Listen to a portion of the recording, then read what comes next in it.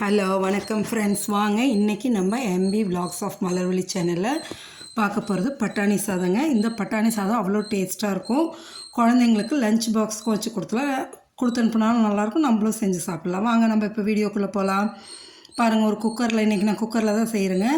ஒரு 3 ஸ்பூன் எண்ணெய் ஊற்றி 2 பட்டை 2 கிராம்பு போட்டு பொரிய விட்டதும் ஒரு பெரிய வெங்காயம் நல்லா நறுக்கி எடுத்துகிட்டு அதையும் போட்டு நல்லா வதக்கி எடுக்கணுங்க. பெரிய வெங்காயம் ஒரு வெங்காயம் போதும். ஏன்னா நான் சின்ன டம்ளரில் தான் 1 டம்ளர் அரிசி எடுத்துருக்கேன், அதுக்கு போதுங்க. நீங்கள் அளவில் கூட்டியோ குறைச்சோ உங்கள் அளவுக்கு ஏற்ற மாதிரி செஞ்சுக்கலாம். இது வெங்காயம் நல்லா வதங்கி வரணுங்க. நல்லா வதங்கினதுக்கப்புறமா ஒரு தக்காளி எடுத்து நல்லா அதையும் பொடியாக நறுக்கி அதையும் போட்டு வதக்கிக்கலாங்க. இதுக்கு நான் காஞ்ச பட்டாணி தான் ஓவர் நைட் ஊற வச்சுங்க. அதான் நைட் ஃபுல்லாக ஊற வைக்கணுங்க. இப்போ இதில் இடையில இஞ்சி பூண்டு இடிக்கல்லில் வச்சு இடித்து போடுறேங்க.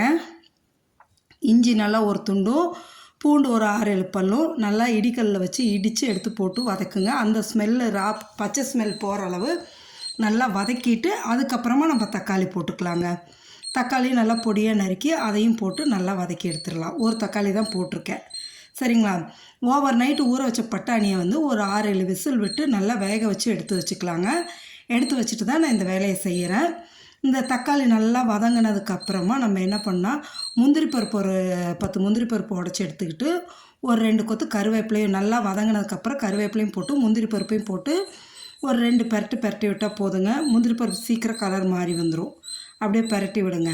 பெரட்டி விட்டுட்டு நம்ம வேக வச்சு தண்ணியை வடித்து எடுத்து வச்சுருக்கோம் இல்லையா பட்டாணி, அதை எடுத்து நல்லா 6-7 விசில் விட்டால் தான் நல்லா சாஃப்டாக வெந்து வருங்க. நைட்டு ஃபுல்லாக நம்ம ஊற வச்சிடறோம் இல்லையா, அதனால் நல்லாவும் இருக்கும். அந்த பட்டாணியை எடுத்து போட்டுக்கலாங்க.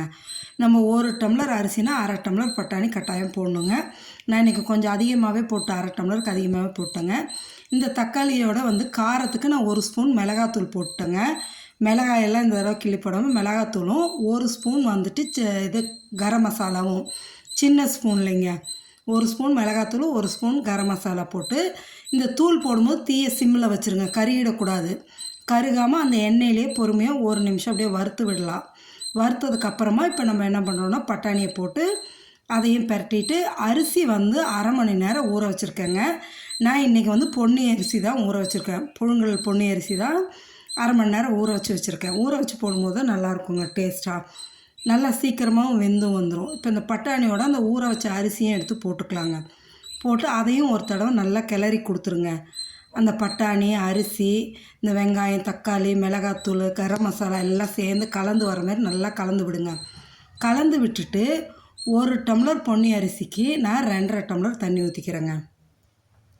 நல்லா ஊறியிருந்தாலும் 2.5 டம்ளர் ஊற்றினா தான் நம்மளுக்கு நல்லா சாஃப்டாக வெந்து வருங்க. அடி பிடிக்காமே நல்லா வரும்.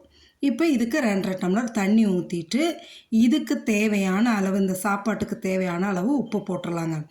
உப்பை போட்டு குக்கர் மூடியை போட்டு மூடி 3 விசில் விட்டால் போதுங்க. ஏன்னா நம்ம டைரெக்டாக குக்கர்லேயே தாளிக்கிறங்காட்டிக்கு 3 விசில் போதும். நம்ம விசில் விட்டு நல்லா பாருங்கள், இதுக்கு தேவையான அளவு உப்பு போட்டுக்கோங்க. நம்ம வேறு எதுவும் சேர்த்த போகிறது இல்லைங்க. அவ்வளோ டேஸ்ட்டாக இருக்கும் இந்த பட்டாணி சாதம். ஒரு தடவை செஞ்சு தந்திங்கன்னா குழந்தைங்க அடுத்தாப்பில் திரும்ப கேட்டு வாங்கி சாப்பிடுவாங்க. அந்தளவு டேஸ்ட்டாக நல்லாயிருக்குங்க. குக்கர் மூடியை போட்டு 3 விசில் விட்டுடுங்க. 3 விசில் விட்டு ப்ரெஷர் தானாக ரிலீஸ் ஆனதுக்கப்புறமா குக்கரை ஓப்பன் பண்ணி பார்த்தோன்னு வைங்களேன், சூப்பரான கமகமன்னு மணக்க நம்மளுக்கு பட்டாணி சாதம் ரெடி ஆகிடுச்சுங்க. அவ்வளோ சூப்பராக இருக்குது பாருங்கள். திறந்து பார்த்தாச்சுங்களா, எந்த அளவு இருக்குது பாருங்கள். நம்ம கலருக்காகலாம் எந்த கலர் பொடியும் போடலைங்க.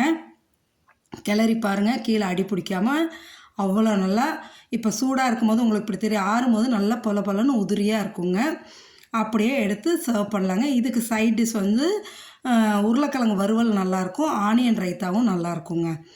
இதுதான் இன்றைக்கி எங்கள் பாப்பாவுக்கு நான் லஞ்ச் பாக்ஸுக்கு பட்டாணி சாதம் செஞ்சு கொடுத்தேங்க. நீங்களும் இதேமாரி பட்டாணி சாதம் செஞ்சு சாப்பிட்டு பார்த்துட்டு எப்படி இருக்குன்னு சொல்லுங்கள் கமெண்ட் செக்ஷனில். மறக்காமல் நம்ம சேனலை லைக் பண்ணுங்கள், ஷேர் பண்ணுங்கள், சப்ஸ்கிரைப் பண்ணுங்கள். உங்கள் ஃப்ரெண்ட்ஸ் அண்ட் ரிலேட்டிவ்ஸ்க்கும் ஷேர் பண்ணி விடுங்க. சூப்பரான இந்த பட்டாணி சாதம் நாங்கள் செஞ்சு சாப்பிட்டுட்டோம். நீங்களும் செஞ்சு சாப்பிட்டு பார்த்துட்டு சொல்லுங்கள்.